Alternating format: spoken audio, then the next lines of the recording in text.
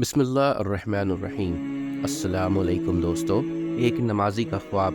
عبید اللہ بن عمر سے روایت ہے، فرماتے ہیں کہ میری عشاء اور فجر کی نماز کبھی جماعت سے فوت نہ ہوئی تھی۔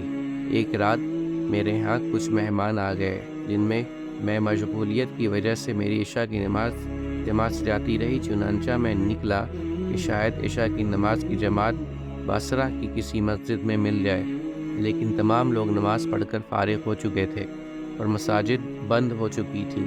پھر میں اپنے گھر لوٹ آیا اور میں نے سوچا کہ بلا شبہ حدیث پاک میں آیا ہے کہ جماعت کی نماز فضیلت رکھتی ہے، اکیلے پر 27 درجہ۔ تو میں نے عشاء کی نماز کو 27 مرتبہ پڑھا اور خواب میں کیا دیکھا ہوں کہ میں ایک ایسی جماعت کے ساتھ ہوں کہ جو گھوڑوں پر سوار ہیں اور میں بھی گھوڑے پر سوار ہوں، اور ہم مقابلہ کرتے ہیں ایک دوسرے سے، اور میں بہت آنکتا ہوں اپنے گھوڑے کو، لیکن وہ نہیں مل سکتا ان کو۔ پھر ان میں سے کسی ایک نے کہا کہ نہ تھکا تو اپنے گھوڑے کو کیونکہ نہ مل سکے گا تو ہم کو۔ میں نے کہا کیا وجہ ہے؟